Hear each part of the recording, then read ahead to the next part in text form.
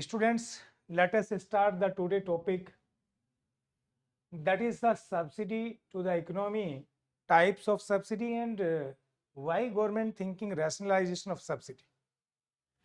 I start last to first. If I go back in 1991, the main problem in Indian economy and demand side were increasing inflation.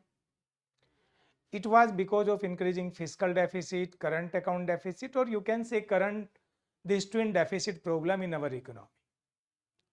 Recently, again, the government of India facing the problem of high budget deficit, or you can say fiscal deficit. According to latest budget 2024-25 interim budget, it was during 2023-24 5.8 in place of our expected target of 5.9, means somewhere we are at the path of fiscal consolidation. But due to COVID, later on government welfare schemes like Pradhan Mantri Garib Ann Kalyan Yojana, etc., our subsidy expenditure is very high, which is responsible for different kinds of problem in our economy. That's why I today discuss the different kinds of subsidies, and I further classify types of subsidy, why we should rationalize, which kinds of subsidies should be rationalized. First, the meaning of subsidy. I will discuss certain area under this topic, that is meaning of subsidy.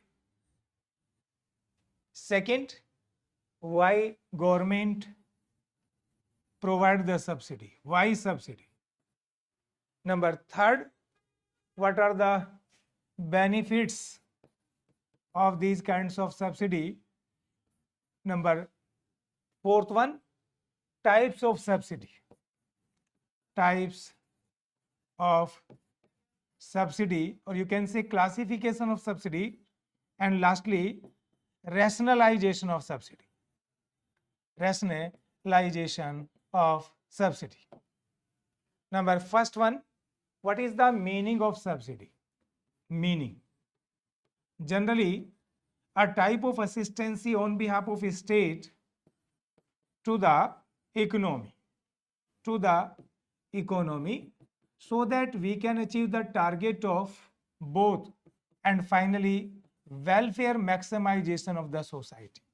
Both means economic development as well as social development, and finally what is the meaning?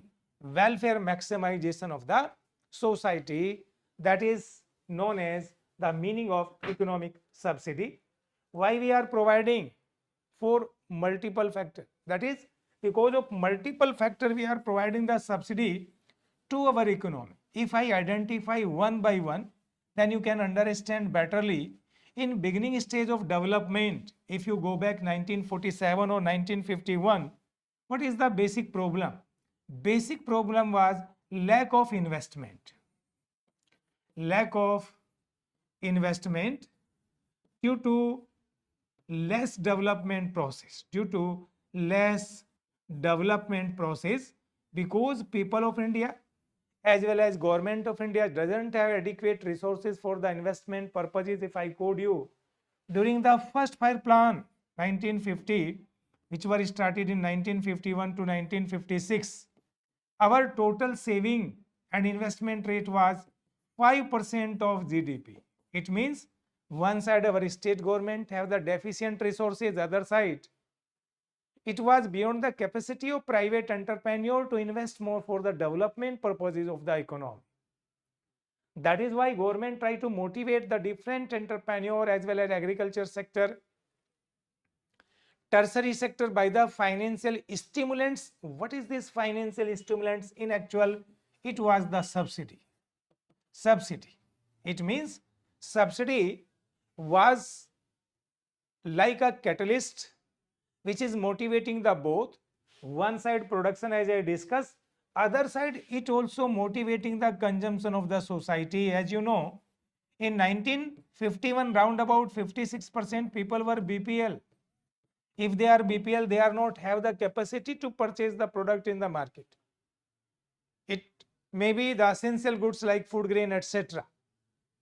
That is why other side government is providing the subsidies on food articles so that our common man or weaker section of the society also can purchase those kinds of product. It means our subsidy strategy is working in both side, demand and supply side, so that one side we can increase the output of the economy by accelerating the economy through the subsidy stimulants to the economy, and other side we are motivating the consumer to consume more by providing them subsidized inputs, subsidized consumable items, etc. Now you understand why we are providing the subsidy, what is the meaning, and you know what are the benefit. A number of benefits are there. If I quote you the one benefit in case of production side, just you can understand this technical diagram. Suppose this is the cost of production, this is cost curve. In beginning stage, and say this is the time period. On y-axis I am representing cost, on this x-axis we are representing here, that is the time period. If this is the cost of domestic economy, say CD dash, other side suppose this is the international price of the commodity. If our government is not providing the subsidy to the producer, they can't survive in domestic as well as international market. If our economy permitting export and import without any trade restrictions, then our entrepreneur and producers can't be survive in the economy, because international price was only OPI, whereas the cost of production of our commodity was OCD. It means the domestic price of the commodity PD definitely will be higher than the cost of production of OCD. If our cost of production is higher than our domestic price, which is PD, definitely higher than the international price, that is OPI or OPD. It may be, if this is our domestic price, how our producer can produce and survive in the market. That is why our government were providing the subsidy to our producers on inputs like iron, steel, coal, diesel, fertilizer, seeds, means in both sector respectively, industries and agriculture, so that our producer can produce the commodity at less cost. Because of that kinds of subsidy, the cost of production will begin to fall, and ultimately the domestic price also come near to international, and sometime due to providing by the government subsidy, say this area, that is OPD to OS. This is suppose provided by the subsidy by the government. In this way, the domestic price will be OPD dash rather than OP.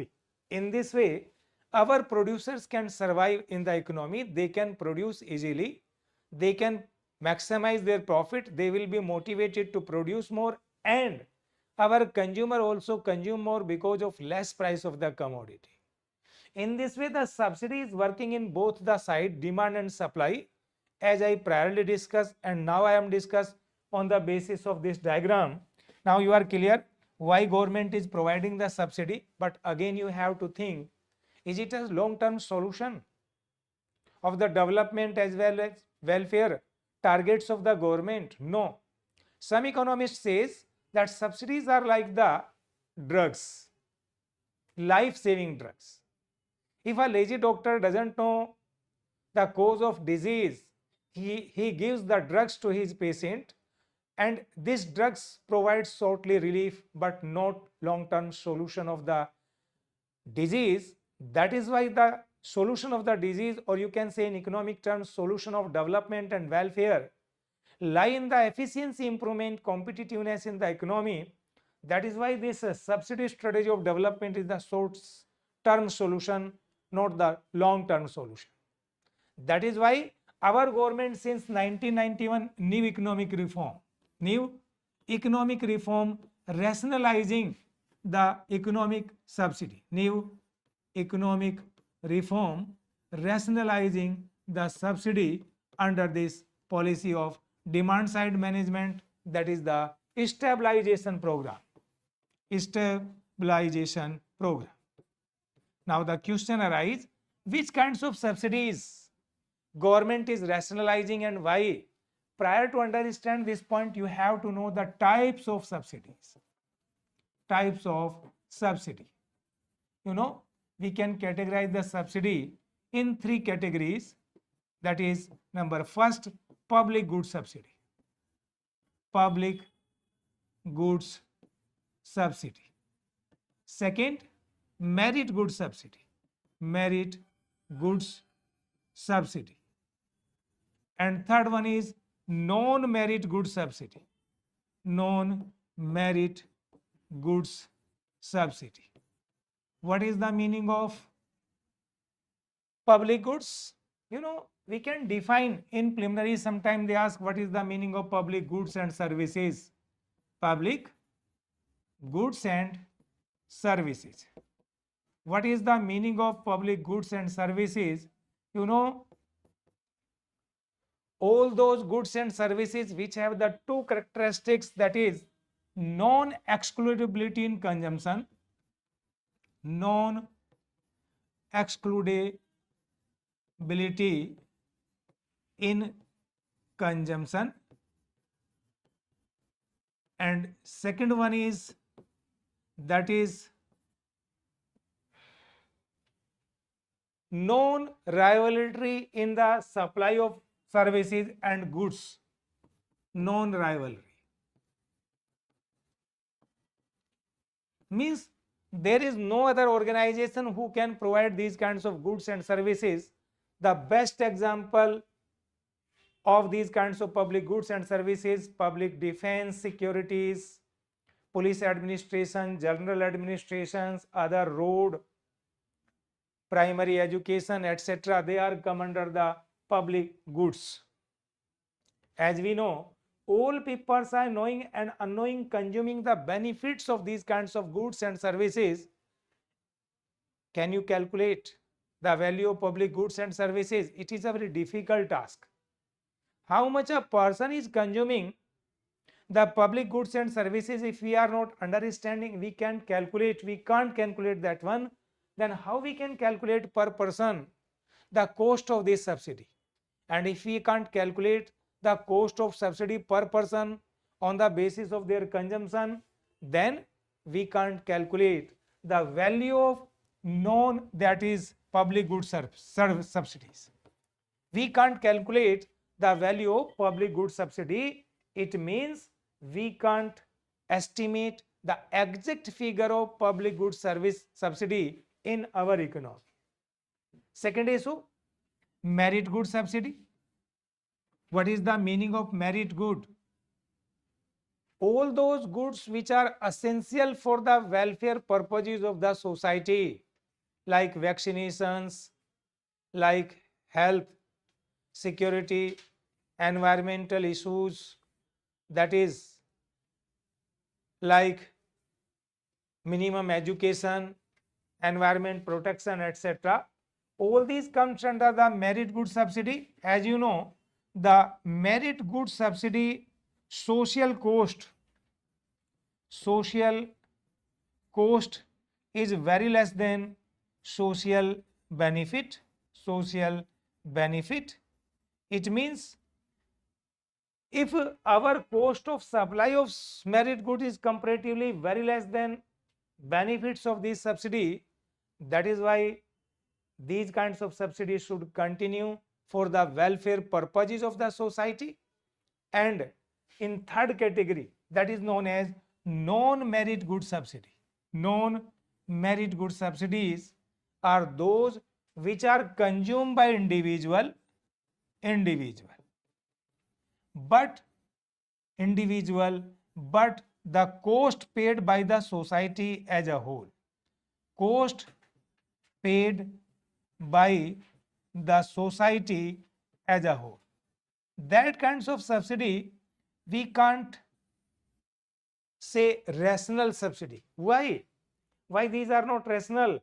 Because the cost paid by the society and benefit gained by the single individual. For example, in beginning stage of development, our government is providing the huge subsidies to different industrial houses like on iron, steel, coal, diesel, petrol, technologies, credit subsidies, and these individual entrepreneur becoming richer and richer by consuming the support of a state which is contributed by the society in the form of tax, that is why we can't justify the continuations of that kinds of subsidy since 91 and prior government repeatedly thinking about the rationalization of that kinds of non-merit good subsidies, because the non-merit good subsidy supplied to the society in number of ways, that is non-merit merit goods subsidy. These subsidy provided by the government in a number of ways, that is why they are further classified in different categories. Number first, that is cash subsidy. Cash subsidy. What is the meaning of cash subsidies? Which are provided by the government. As you can recently, Pradhan Mantri Kisan Samman Nidhi scheme. Our farmers are providing 6,000 rupees in each financial year for purchasing agriculture inputs, for sustaining in the economy. That kinds of subsidies are known as cash subsidy. Means benefit of this subsidy gained by the individual farmer, but cost paid by the society as a whole in the form of tax contribution to the state. Second category, that is tax subsidy. Tax subsidy. As you know, some sections of the society excluded from the personal income tax.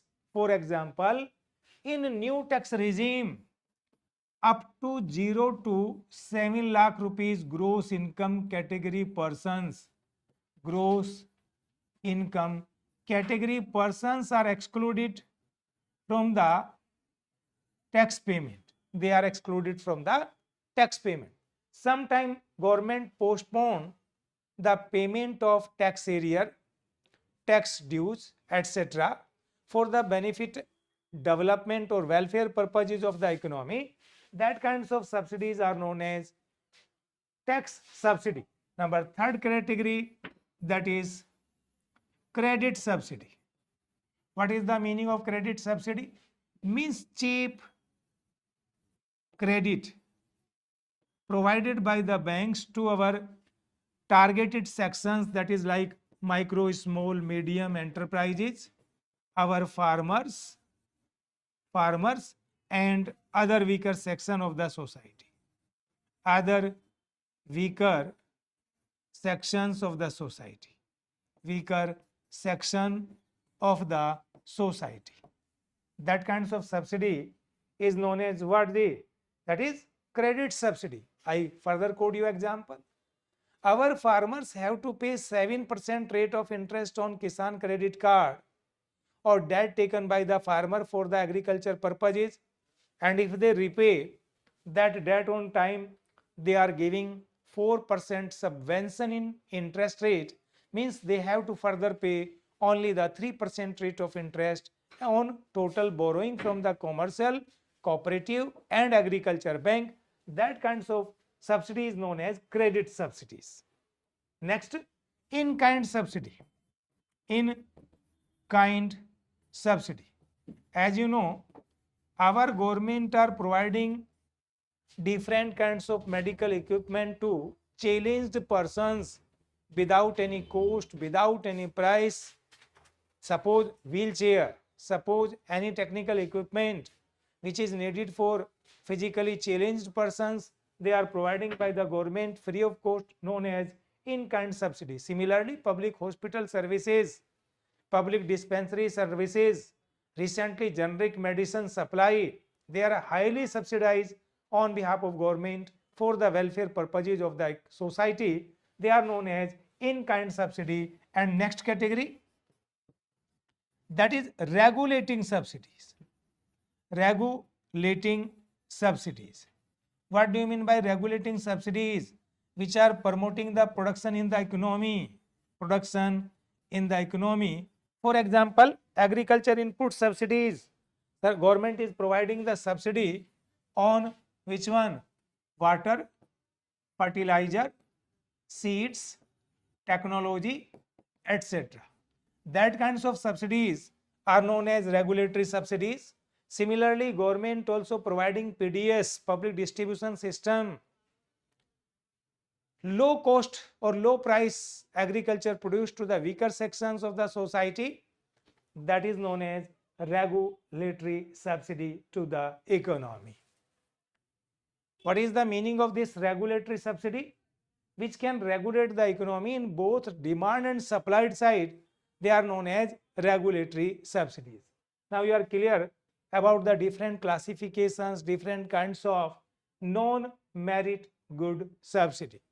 Now you have to think the last point of this topic, which kinds of subsidies should be rationalized or rationalization of subsidies. Rationalization of subsidies. Subsidies. As you know, public good subsidy, we can justify and we should continue that kinds of subsidy because of their characters of non-excludability, non-rivality, maximization of welfare by these subsidies, and these are essential for the development of a nations, and we can't calculate that kinds of subsidy. That is why we should not rationalize the public good subsidy. Second, merit good subsidy. Merit good subsidy. As I priorly discussed with you, social benefit of these subsidies are more higher than social cost. Social benefit of this subsidy more higher than the social cost. Social cost of this subsidy. That is why we should continue these kinds of subsidy. We should continue these kinds of subsidy because they also have the factor of externalities. Externalities means their benefit gained by the society in the form of externalities. Externalities, very simple example you can understand. If government constructed or maintaining a park, that will improve the health of the persons living nearby park or visitors who are visiting in park. They are providing good quality air, freshness. In this way, that kinds of things are known as externalities. Merit good have the two characteristics: one, social benefit and social cost; other is, that is the externalities characteristics. Number third, that is non-merit good subsidy. Non-merit good subsidy. As you know, the non-merit good subsidy is benefit gained by the individual. Benefit gain by individual means, as you can say, the cost of this subsidy paid by the society as a whole always higher than the benefit gained by the individual. That is why we should rationalize these kinds of subsidy.